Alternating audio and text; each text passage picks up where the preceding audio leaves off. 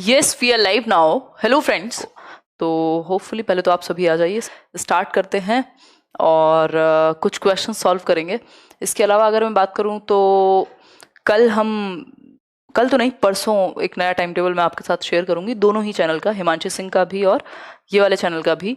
तो होपफुली आपको जो है वो एक नए तरीके से, फ्रेश तरीके से पढ़ेंगे। बिल्कुल बिल्कुल।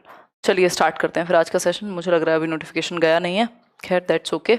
चलिए चलिए स्टार्ट करते हैं। अगर मैं बात करूं, पहले क्वेश्चन पे चलेंगे। सेशन आपको पसंद आए तो लाइक शेयर सब्सक्राइब आप कर दीजिएगा। टीचिंग एग्जाम्स के लिए जो भी इन्फॉर्मेशन होती है, गाइडेंस होती है, इस तरह की जितनी भी चीज़ें वो आपको मिलती रहती हैं। ठीक है बात। चलिए फिर आगे बढ़ेंगे। क्वेश्चन नंबर 1 देखिए एक बार। क्वेश्चन नंबर 1 है आपका, which of the following periods is called the age of puberty, यानी निम्न में से कौन सी अवधि यौवनारंभ या एज ऑफ प्यूबर्टी कहलाती है। पहला ऑप्शन है 6 से 9 वर्ष, दूसरा ऑप्शन है 10 से 12 वर्ष, तीसरा ऑप्शन है आपके पास 13 से 16 वर्ष यानी 13 टू 16 ईयर्स, और लास्ट यानी डी ऑप्शन है 17 टू 19 ईयर्स। एक बार देखिए और सोचिए जवाब क्या होना चाहिए या क्या हो सकता है, बताइए फटाफट से। प्यूबर्टी बेसिकली जब बहुत सारे फिजिकल साइकोलॉजिकल चेंजेस होने शुरू होते हैं, हार्मोनल चेंजेस होने शुरू होते हैं, बच्चे टीनेज की तरफ बढ़ते हैं, उसको हम प्यूबर्टी कहते हैं। क्या कह सकते हैं, टीनेज की तरफ बढ़ना मतलब 13 टू 16 ईयर्स। 12 के बाद पहला टीनेजर जिनको हम कह रहे हैं 13 टू 16 ईयर्स, 13 से 16 साल जब परिवर्तन आएंगे, क्या कहेंगे कि जो प्यूबर्टी स्टार्ट होगी, या जो मेल और फीमेल रिप्रोडक्शन की तरफ बेसिकली स्टार्टिंग हम कह सकते हैं कि बॉडी में चेंजेस आना शुरू हो जाएंगे। एग्जैक्ट मैं रिकॉल नहीं कर पा रही हूँ जो बात सही होती है यहाँ पे। ठीक, तो 13 to 16 years is the right age. लड़कों की आवाज़ भारी होनी शुरू हो जाती है, और भी बहुत सारे हमने बचपन में पढ़े हैं, बायोलॉजी में आपने भी पढ़ा होगा। क्वेश्चन नंबर 2 देखिए। क्वेश्चन नंबर 2 देखिए एक बार। बिल्कुल, 13 से 16 वर्ष टीनेज की शुरुआत को हम प्यूबर्टी कहेंगे। उसके बाद आपके एडोलेसेंस तो चलती है 19 साल तक, 18 साल तक। ठीक है, नेक्स्ट है आपका, अकॉर्डिंग टू ऑजुबेल। ऑजुबेल की एक थियरी है जिसमें 4 प्रकार की लर्निंग की उन्होंने बात की है। AMRD के नाम से मैंने आपको याद भी कराया होगा, कभी आपने मेरे से बैच में पढ़ा हो या फिर यहाँ डिस्कशन हुआ हो। ठीक, AMRD, RMRD है एक्चुअली, रोट लर्निंग, दूसरा है मीनिंगफुल लर्निंग, तीसरा है रिटेंशन लर्निंग, रिसेप्टिव लर्निंग, और लास्ट है आपका डिस्कवरी लर्निंग। ठीक, ये 4 प्रकार हैं। तो ऑजुबेल की अगर हम बात करें, what type of learning involves the solution of the problem, किसी समस्या का जो समाधान है वो इन 4 टाइप्स में से किस प्रकार की लर्निंग में होगा, किसी समस्या का समाधान निकालना, बताइए एक बार। पहला ऑप्शन है, क्वालिटी बढ़ा के देखिए एकदम क्लियर दिखेगा, 1080p पर देखिए, लर्निंग बाय रोट यानी रटकर सीखने में आएगा ये, या फिर अर्थपूर्ण सीखना यानी मीनिंगफुल लर्निंग कहेंगे इसको, खोजपूर्ण लर्निंग यानी डिस्कवरी लर्निंग, या फिर ये डी ऑप्शन कहलाएगी विच मीन्स कॉन्टिन्यूअस लर्निंग।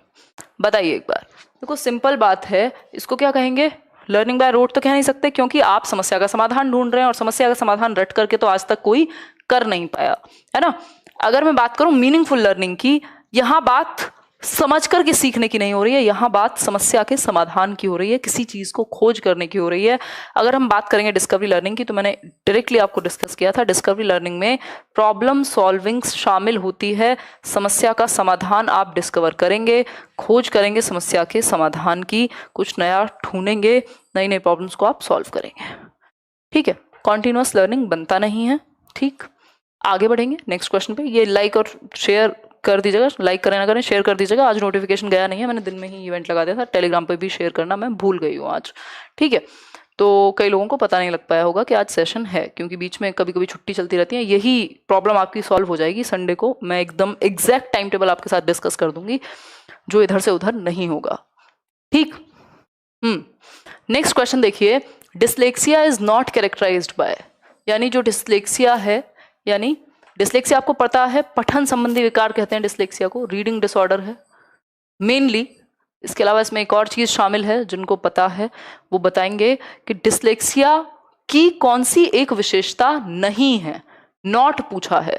देखिए एक बार, पहला है problems of reading precision, speed and perception, determination of the use of a right और left hand, slow writing speed, difficulty learning and remembering printed words, यानी वाचन परिशुद्धता के बच्चा ठीक से बोल नहीं पाता, सही गति से पढ़ नहीं पाता, या फिर सीधे या उल्टे हाथ का प्रयोग, यानी वो लेफ्ट हैंड से लिखता है या राइट हैंड से लिखता है, या फिर लिखने की धीमी गति, यानी जो स्पीड है वो क्या है, स्लो है लिखने की, छपे हुए शब्दों को सीखने और याद करने में कठिनाई।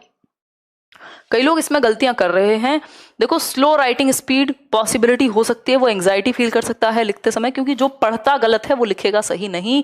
यदि ऑप्शन में दोनों चीज आ जाए ना, रीडिंग और राइटिंग, तो आप दोनों के साथ जा सकते हैं डिस्लेक्सिया के केस में। मेनली ये रीडिंग डिसऑर्डर है, बट जो पढ़ता गलत है वो लिखेगा सही कैसे?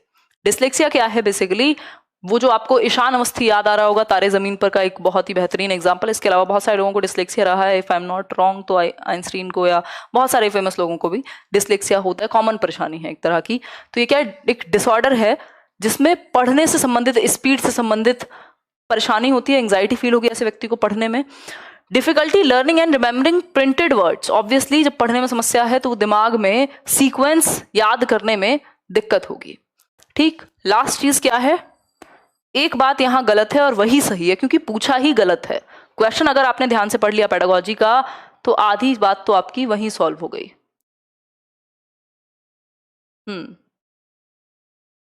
बहुत बढ़िया, सीरियस होके बोलिए, अब पक्का वाला टाइम बता देंगी। हाँ वर्षा, मैं बिल्कुल सीरियस होके बोल रही हूँ, पक्का वाला टाइम बता दूंगी, है ना। तो determination of the use of a right और लेफ्ट हैंड, यानी सीधे या उल्टे हाथ के प्रयोग के संबंध में निश्चय। ये बात बिल्कुल गलत है कि डिस्लेक्सिया है तो लेफ्ट हैंड ही यूज करेगा या राइट हैंड ही यूज करेगा। लेफ्ट हैंड और राइट हैंड यूज करने का उल्टे या सीधे हाथ के प्रयोग का कोई संबंध नहीं है डिस्लेक्सिया से। ऐसे कई लोग हो सकते हैं जो उल्टे हाथ से लिखते हो, डिस्लेक्सिया ना हो उनको। ऐसे कई लोग हो सकते हैं जो सीधे हाथ से लिखते हो, डिस्लेक्सिया ना हो या हो भी। क्यों? क्योंकि इसका कोई संबंध नहीं है, ये बच्चे की चॉइस हो सकती है या एक आदत भी हो जाती है कई बार। लेफ्ट हैंड से यदि वो लिखता है तो उसका राइट ब्रेन यूज होगा, और राइट हैंड से लिखेगा तो लेफ्ट ब्रेन यूज होगा।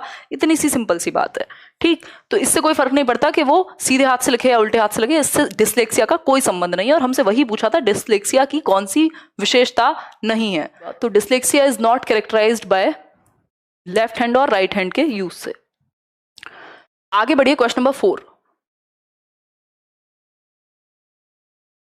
Operation black board was the result of, यानी ऑपरेशन ब्लैक बोर्ड जो है वो किसका रिजल्ट था? कोठारी कमीशन का, नेशनल करिकुलम क्रिएशन 2005 का, नेशनल एजुकेशनल प्लान 1986 का, नेशनल करिकुलम कंपोजिशन 2000 का। बताइए एक बार, आंसर कीजिए, फटाफट से बताइए।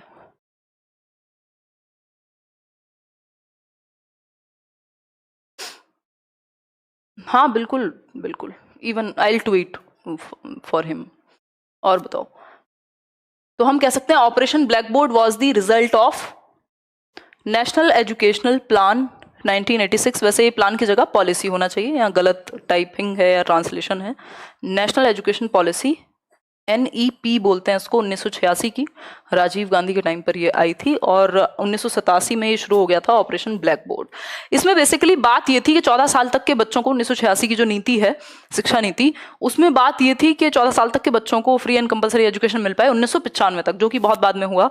और उस चीज़ को करने के लिए बीच में जो एक ऑपरेशन ब्लैक बोर्ड चलाया गया, यानी ब्लैक बोर्ड अभियान करके।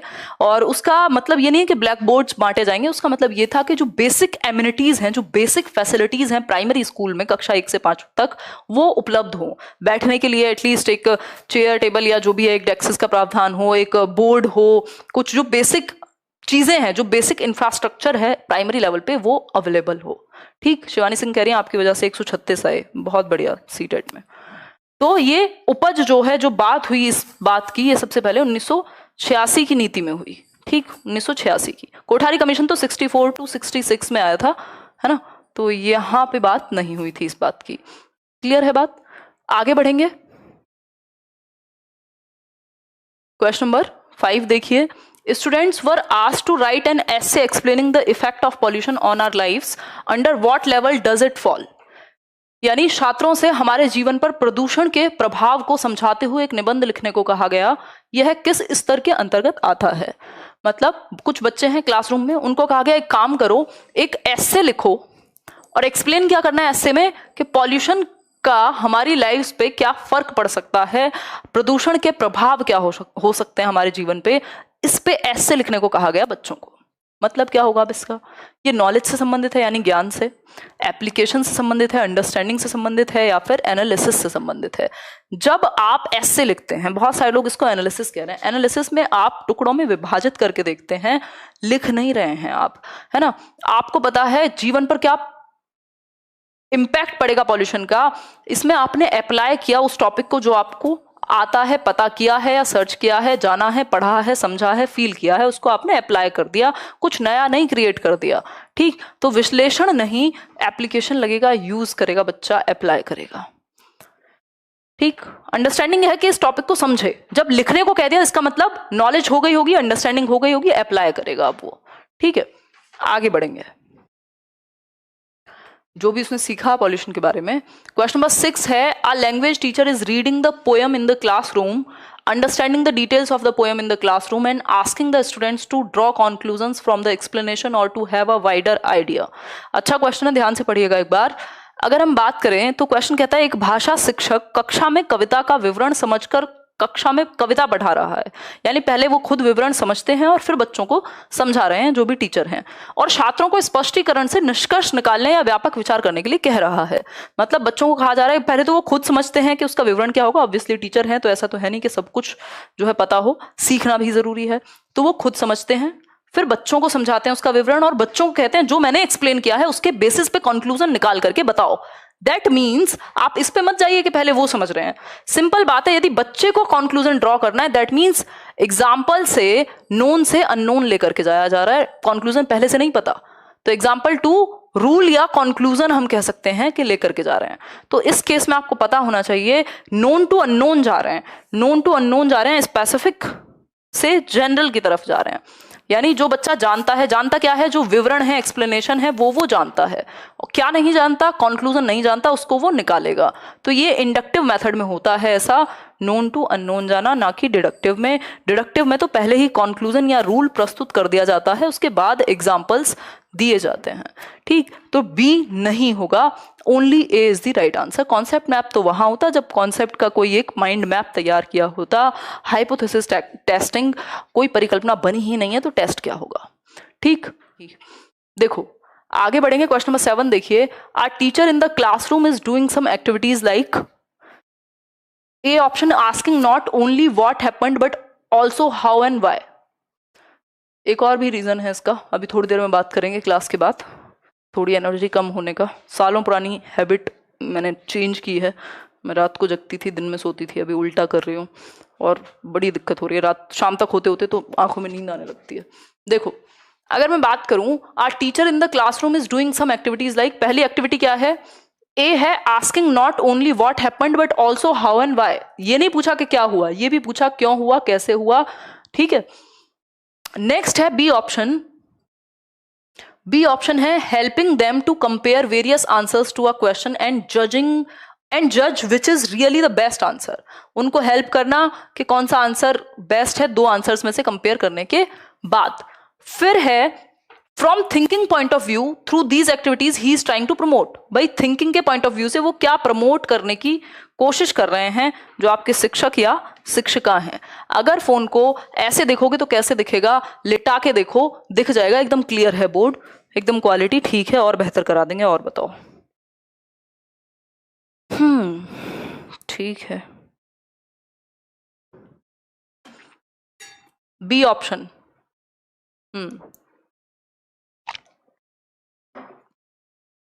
देखिए एक बार, देखिए एनालॉजी है, ये एनालॉजी होती है दो चीजों में समानताओं के बारे में नहीं। क्रिटिकल थिंकिंग है, हाँ हो सकता है क्योंकि इसमें हाई लेवल ऑफ थॉट लगेगा। इंटीग्रेटिव थिंकिंग जैसा कुछ हमने नहीं पढ़ा। कॉन्सेप्ट मैपिंग तो ये नहीं है क्योंकि एक टॉपिक को समझने के लिए कॉन्सेप्ट मैपिंग का इस्तेमाल करते हैं आप। ठीक, तो asking not only what happened, सिर्फ ये नहीं कि क्या हुआ, कैसे हुआ, क्यों हुआ, इसमें बच्चे का क्रिटिकल थिंकिंग लगेगा, आलोचनात्मक चिंतन लगेगा, वो सोचेगा, सारे पॉइंट्स ऑफ व्यू से सोचेगा, सही और गलत के बारे में सोचेगा, सिर्फ एक्सेप्ट नहीं कर लेगा चीजों को। दूसरी बात, helping them to compare various answers to a question and जज which is really the best answer. दो आंसर्स को कंपेयर करने में मदद की है टीचर ने, और जज करने को कहा है, मतलब एक डिसीजन पे आने को कहा है, मतलब उसको अब दिमाग लगाना पड़ेगा, पूरा एनालिसिस, सिंथेसिस सब लगा करके वो एक जजमेंट पे पहुंचेगा। दैट मीन्स हम कह सकते हैं कि आंसर होगा क्रिटिकल थिंकिंग, आलोचनात्मक चिंतन कहेंगे इसको। ठीक है बात?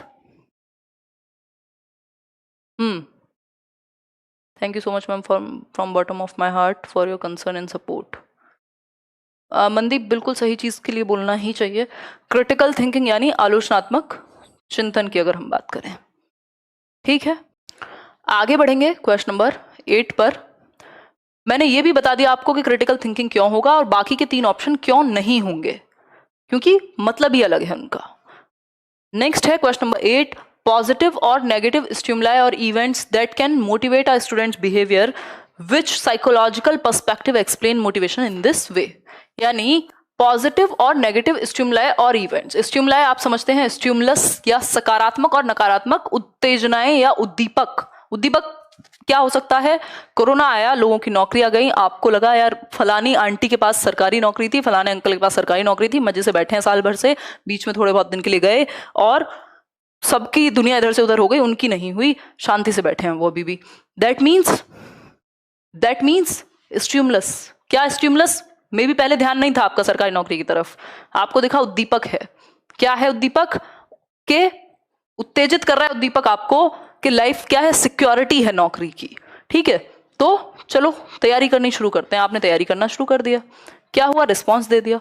ठीक, मोटिवेट हो गए आप किसी एक व्यवहार के लिए बाहरी स्टिमुलस को देखकर, अंदर से नहीं था, बाहरी स्टिमुलस को देख करके। ठीक, तो ये क्या है? ह्यूमनिस्टिक तो ये बिल्कुल नहीं है, क्योंकि ह्यूमनिस्टिक तो इंटरनल मोटिवेशन की बात करता है कि अभिप्रेरणा आंतरिक है, बाहरी नहीं है। कॉग्निटिव भी और सोशल पर्सपेक्टिव में हम मोटिवेशन की सच कोई खास बात करते नहीं है। ठीक, तो अगर हम बात करें तो एक ही बात यहाँ बचती है, बिहेवियरल यानी व्यवहारवादी ही हैं जो एक्सटर्नल दुनिया पे फोकस करते हैं, रिवॉर्ड एंड पनिशमेंट पे फोकस करते हैं, स्टिमुलस एंड रिस्पॉन्स पे फोकस करते हैं। स्टिमुलस कोई भी वो चीज जो आपको उत्तेजित करे, कोई एक रिस्पॉन्स देने के लिए, है ना। आपने देखा सरकारी नौकरी और आपने रिस्पॉन्ड करना शुरू किया क्योंकि आप उससे उत्तेजित हुए, आपको नीड लगी, और रिस्पॉन्स क्या? आपने भी तैयारी करना शुरू कर दिया। एक्सटर्नल है। मोटिवेशन जो है बिहेवियरिज्म में, व्यवहारवाद में, वो बाहरी है, क्योंकि ये ऑब्जर्वेबल बिहेवियर पे ही फोकस करते हैं, बाहरी व्यवहार पे ही फोकस करते हैं। कौन? व्यवहारवादी, बिहेवियरिस्ट। बिहेवियरिज्म एक स्कूल ऑफ साइकोलॉजी है जिसके जो जनक हैं उनको कहा जाता है जेबी वॉटसन को, जॉन ब्रॉडस वॉटसन को, जिसमें थॉर्नडाइक, पैवलव, स्किनर, हल, पहले बेंड्यूरा हुआ करते थे, मतलब इतने सारे लोग बिहेवियरिज्म में हैं। ठीक, आगे बढ़ेंगे नेक्स्ट क्वेश्चन की तरफ। नेक्स्ट क्वेश्चन है question number 9। According to the three dimensional theory of intelligence, the number of factors of intelligence is. एक 3D थियोरी ऑफ इंटेलिजेंस भी कह दिया जाता है इस थियोरी को, 3D या SOI मॉडल भी कह देते हैं, यानी स्ट्रक्चर ऑफ इंटेलिजेंस, यानी बुद्धि के त्रिआयामी सिद्धांत के अनुसार बुद्धि के कारकों की संख्या। यानी कोई कह रहा है मैम मैं आज न्यू हूं, कोई बात नहीं, बहुत खुशी की बात है आप न्यू हैं। कितने फैक्टर्स हैं इंटेलिजेंस के? 3D मॉडल ऑफ इंटेलिजेंस किसने दिया है इसको? जेपी गिलफर्ड ने, जॉय पॉल गिलफर्ड ने, जेपी गिलफर्ड या गिलफोर्ड बोल देते हैं हम कई लोग हिंदी में।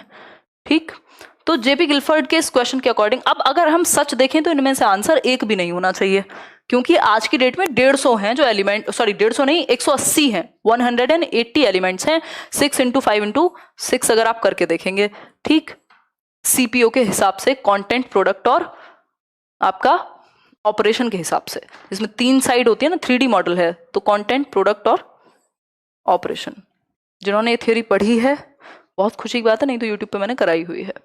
देखो ये 90 इसमें कभी नहीं थे, 110 भी कभी नहीं थे, 135 भी कभी नहीं थे, 120 थे बिल्कुल इनिशियल स्टेज में 1935 में शायद, जब इन्होंने ये थियोरी पे इनिशियली जो एलिमेंट्स हैं, तत्व दिए थे वो बुद्धि के, कितने दिए थे, 120 दिए थे। इनका जो मॉडल है वो कुछ इस तरीके का बनता है, 3D मॉडल, जिसमें फिर हर एक साइड में कुछ कुछ एलिमेंट्स हैं, जैसे कुछ इधर होंगे कंटेंट के, फिर प्रोडक्ट के होंगे, तो ये टोटल मिलाकर के 120 एलिमेंट्स शुरुआत में थे। फिर इसके बाद में अगर इन चारों ऑप्शंस में से कुछ ना हो, 150 हो, तो वो भी सही है क्योंकि बाद में ये था। अभी जो लेटेस्ट है वो 180 है। तो आपके साइकोलॉजी में सही और गलत जैसी चीज कम होती है, ऑप्शन पे डिपेंड करता है कि दिया क्या है, पूछा क्या है आपसे। ठीक, तो हम कह सकते हैं 180 हैं एट प्रेजेंट। इनिशियली 120 थे, फिर 150 हुए जब इन्होंने दोबारा इस थियोरी को रिवाइज किया, और जो लेटेस्ट हैं वो कितने हैं, 180। ठीक, 3 साइड्स हैं इसमें, 3D थियोरी इसीलिए कहा जाता है, जैसे 3 डायमेंशन है, ये जो मैंने क्यूब बनाया हुआ है, एक तरफ है कंटेंट, फिर प्रोडक्ट और ऑपरेशन। ठीक, इतना पता होगा तो आपकी जिंदगी संवर जाएगी, काम बन जाएगा, क्वेश्चन गलत नहीं होगा इससे। विच ऑफ द फॉलोइंग, क्योंकि इसके अंदर का नहीं पूछता, विच of the following is not a theory of intelligence, इनमें से कौन सी इंटेलिजेंस की थियोरी नहीं है, यानी बुद्धि का सिद्धांत नहीं है, 4 ऑप्शंस में से कौन, बताइए, फटाफट से बताइए। 1 element theory, 2 element theory, principle of regression या प्लूरलिज्म प्रिंसिपल। आंसर कीजिए, तभी जाकर के हम बढ़ेंगे आगे, बताइए। टाइम मैं कंफर्म कर दूंगी परसों।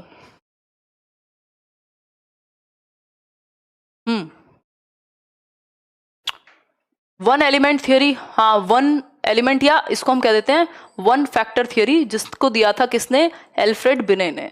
2 फैक्टर थियोरी, जिसको स्पीयरमैन ने दिया है, चार्ल्स स्पीयरमैन ने, स्पेसिफिक और जनरल फैक्टर। प्लूरलिज्म थियोरी नहीं कहेंगे इसको, एक्चुअली इसका ट्रांसलेशन में गड़बड़ है, इसको कहेंगे मल्टीपल इंटेलिजेंस का सिद्धांत, जिसको थॉर्नडाइक ने दिया है।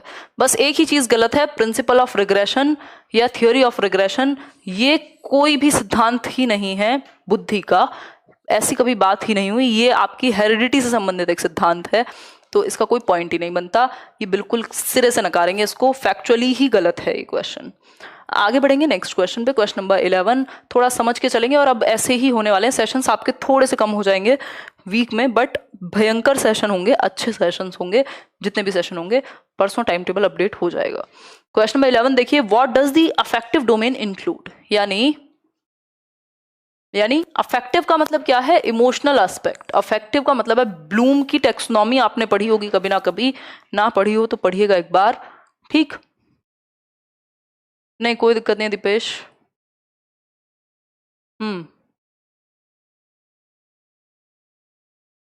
रीसेट कर लीजिए Soni.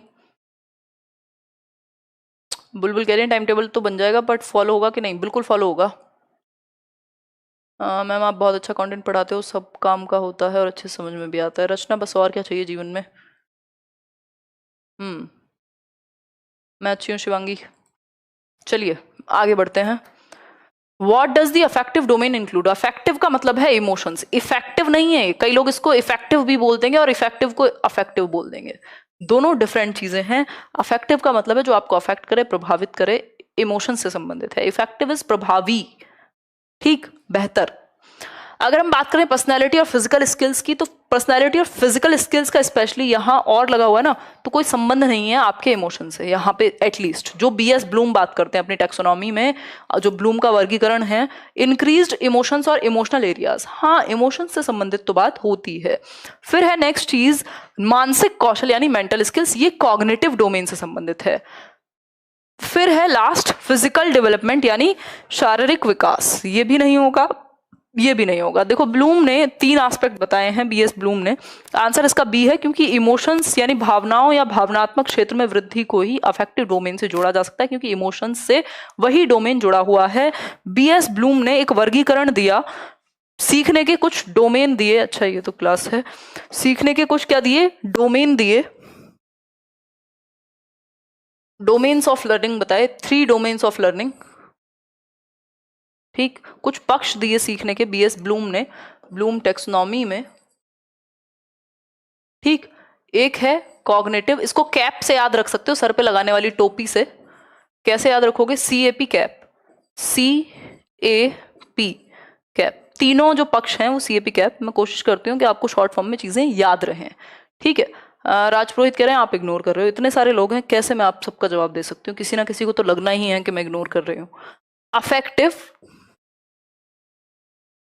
And P for psychomotor, psychomotor domain. ठीक, ये 3 पक्ष हो गए आपके, पहला, दूसरा, तीसरा। अगर हम इसको हिंदी में समझने की बात करें तो हम कह सकते हैं कॉग्निटिव यानी संज्ञानात्मक पक्ष सीखने का, मतलब आपके दिमाग से जुड़ी हुई है एजुकेशन, जिसमें आपकी मेंटल स्किल्स, सोचना, समझना, जानना, ये सब आते हैं। दूसरा है इमोशनल एस्पेक्ट, यानी आपके संवेग, संवेगात्मक पक्ष भी आप इसको कह सकते हो, संवेगात्मक पक्ष भी आप इसको कह सकते हो। फिर है थर्ड साइकोमोटर यानी गत्यात्मक पक्ष। क्या कहेंगे इसको? गत्यात्मक पक्ष। गत्यात्मक का मतलब है एक्टिविटी करके सीखना, यानी फिजिकल एस्पेक्ट से संबंधित है ये आपका डोमेन। ठीक, अगर मैं बात करूं तो थिंकिंग एस्पेक्ट से संबंधित है ये, क्योंकि मेंटल स्किल्स, मानसिक क्षमताएं जो भी है, दिमाग का इस्तेमाल कॉग्निटिव में ही होगा, मेंटल स्किल्स को ही कॉग्निशन कहते हैं। ठीक, अफेक्टिव में आपके इमोशंस, आपके हार्ट का यूज होगा, आपके इमोशंस का यूज होगा। ठीक, जो हैंड, हार्ट और हेड वाली जो थियरी है 3H की, जिसमें हम बात करते हैं। ठीक, फिर है आपका साइकोमोटर, इसमें डूइंग एस्पेक्ट आएगा, यानी व्यवहार का करना पक्ष शामिल है, कोई चीज करके, फिजिकली एक्टिविटी करके ही बच्चा सीखेगा, तो डूइंग एस्पेक्ट आएगा। इन तीनों को अगर हम जोड़ते हैं तो बेस्ट तरीके की लर्निंग होगी। कैसे भाई? अगर आपने दिमाग से समझ लिया, हाथों से करके देख लिया, और इमोशंस से आपके वो जुड़ गई चीज जिंदगी में भूल नहीं सकते हैं। ठीक, तो ये तीनों एस्पेक्ट हैं, कैप जिसको हमने कहा है, बीएस ब्लूम ने तीनों एस्पेक्ट दिए हैं कि यदि आपने तीनों एस्पेक्ट से जोड़ दिया बच्चे के दिमाग से, उसके दिल से, यानी हेड, हार्ट और हैंड यानी फिजिकल एक्टिविटी, तीनों से जोड़ दिया, तो लर्निंग बेस्ट तरीके से होगी, कोई रोक नहीं सकता। ठीक, इतनी बात क्लियर है? तो इसका मतलब था अफेक्टिव का मतलब है इमोशंस, दूसरा नाम है उसका। क्वेश्चन नंबर 12 देखिए, what is the feature of socialization, यानी सामाजिकरण की विशेषता कौन सी है? सोशलाइजेशन पे सबसे ज्यादा क्वेश्चंस आते हैं, अगर आप देखेंगे नॉर्मल पेपर्स में, इवन DSSB में भी इतने सारे क्वेश्चन सोशलाइजेशन से हैं। सामाजिकरण क्योंकि इंपॉर्टेंट है बच्चे के लिए, स्कूल में सोशलाइजेशन सबसे इंपॉर्टेंट फीचर है बच्चे के लिए। ठीक, एक बार आ जाओ पहले सारे के सारे, फिर हम आगे बढ़ेंगे। ठीक,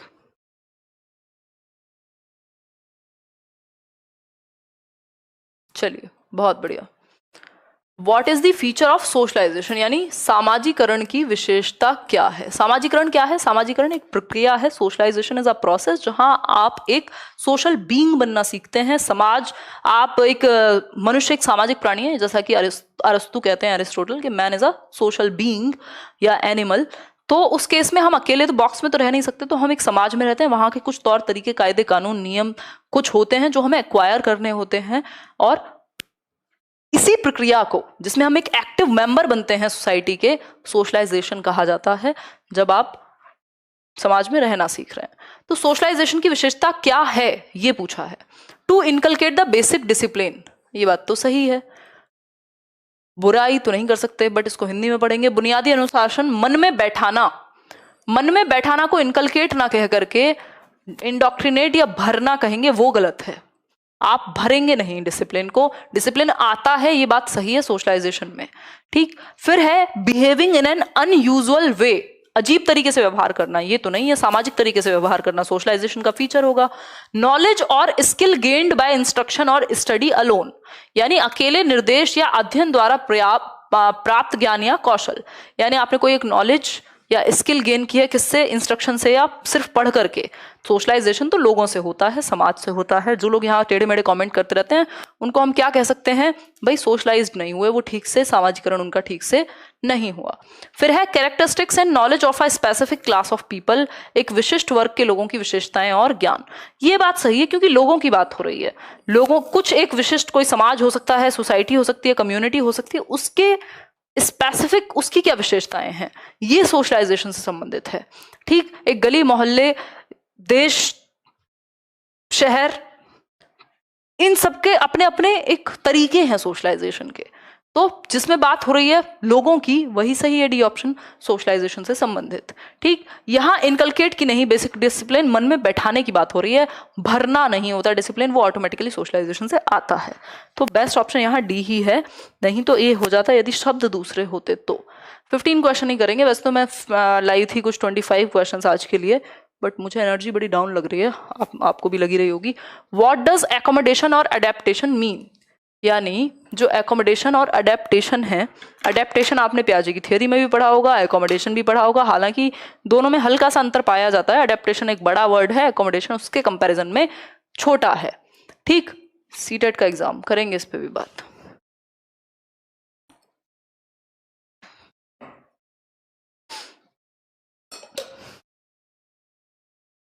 देखिए एक बार,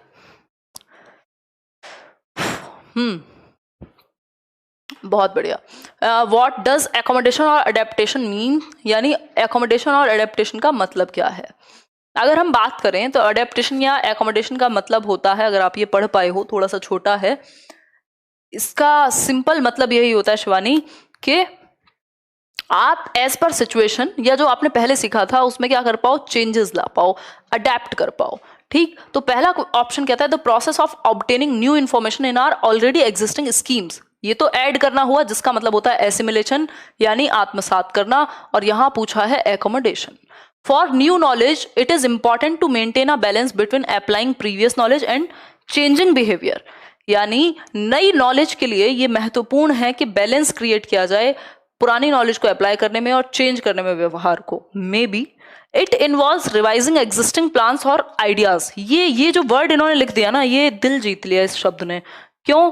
क्योंकि यही तो मेन मतलब है एकोमोडेशन का, अडेप्ट करने का, कि आप क्या करें, रिव्यू करें, रिवाइज करें जो आपका एग्जिस्टिंग प्लान है या आइडिया है, नई इंफॉर्मेशन के कारण आप परिवर्तन करें पुरानी स्कीमा में। This is called accommodation. The process is somewhat subjective as we slightly modify experiences and information to keep pace with our already existing beliefs. ऐसा नहीं है कि हमें मॉडिफाई करना है स्लाइटली या नहीं, तो option C is the right answer. Clear है बात? आगे बढ़ेंगे एकोमोडेशन के बारे में। पियाजे की थ्योरी एक बार सर्च करके पढ़ लेना, चैनल पे ही पढ़ाई हुई है, बहुत अच्छे से देख लेना उसको। क्वेश्चन नंबर 14 देखिए, what does development not represent, ध्यान से पढ़िएगा, what does development not represent, यानी विकास क्या उपलक्षित करता है। उपलक्षित का मतलब है किसको अपने अंदर इंक्लूड नहीं करता। बताइए एक बार। कोई कह रहा है you need to be exposed. हाँ, please do that if you can और इफ यू हैव समथिंग। मेरे से ज्यादा खुली किताब शायद इंटरनेट पे कोई हो पिछले 5 सालों में, है ना, यही तो खास बात है। ऑनेस्टी को ही तो चैलेंज नहीं कर सकता कोई। खैर देखिए एक बार, कमाल के लोग हैं, कुछ लोग तो पढ़ने आते ही नहीं है। देखिए एक बार, आंसर कीजिए। What does development not represent, विकास क्या उपलक्षित करता है।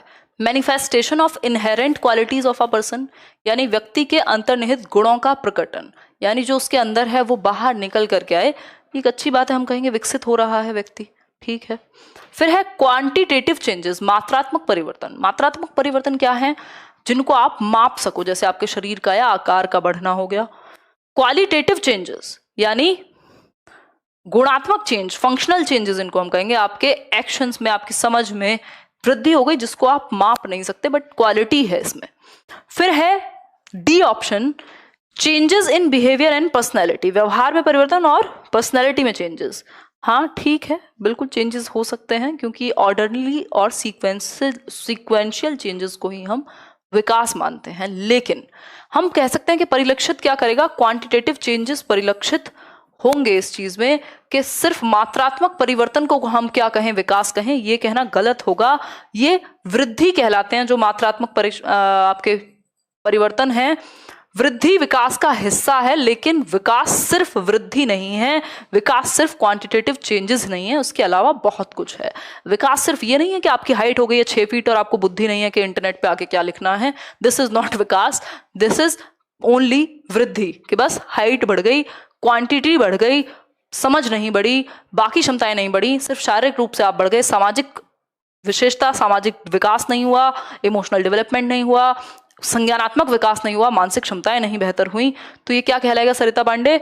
ये कहलाएगा कि सिर्फ वृद्धि ही हुई है आपकी। तो क्वांटिटेटिव चेंजेस को विकास उपेक्षित करता है कि सिर्फ क्वांटिटेटिव चेंजेस डेवलपमेंट नहीं होते।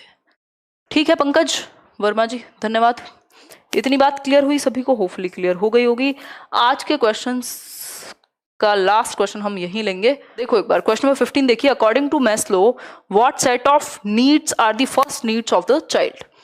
यानी कि मैस्लो के अकॉर्डिंग कौन सी नीड्स जो हैं वो पहली आवश्यकताएं हैं एक बच्चे के लिए, पहली आवश्यकताएं या पहली जरूरतों में से कौन सी नीड्स यहां शामिल होती हैं। ठीक, फिजिकल नीड, इंटेलेक्चुअल नीड, या फिर सोशल नीड्स या इमोशनल नीड्स। बताइए एक बार, फिर हम आगे बढ़ेंगे। देख लीजिए प्राची, बिल्कुल हेल्प होगी।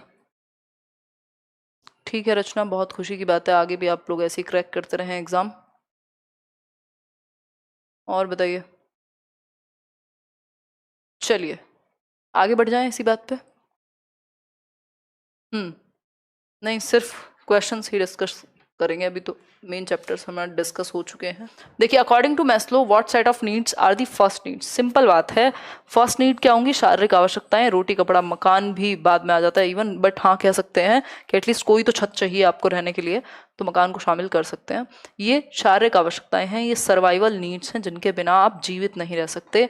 खाना चाहिए, सोना चाहिए, है ना, और पानी भी चाहिए, दाना भी चाहिए। ठीक, यही सर्वाइवल नीड्स हैं, सिंपल बात। इतनी बात क्लियर है? तो ये कुछ 15 क्वेश्चंस हैं, ये 16th क्वेश्चन है जो हम नेक्स्ट सेशन में करेंगे। आउट ऑफ 15 कितने ठीक हुए ये आप बताएंगे कमेंट सेक्शन में। ठीक है, आउट ऑफ 15 कितने ठीक हुए, और कोई भी डाउट है किसी भी बात को लेकर के वो बता दीजिएगा। जो डाउट्स वगैरह हैं वो क्लियर होने चाहिए। चलिए फिर, थैंक यू सो मच। अच्छा लगा। ये क्वेश्चंस एक बार फिर से रिवाइज कीजिएगा, अच्छे क्वेश्चंस हैं और क्वेश्चंस अब अच्छे ही रहने वाले हैं। ये जस्ट एक क्या है, ट्रेलर था आज का। ठीक, टेक केयर, ध्यान रखिए अपना।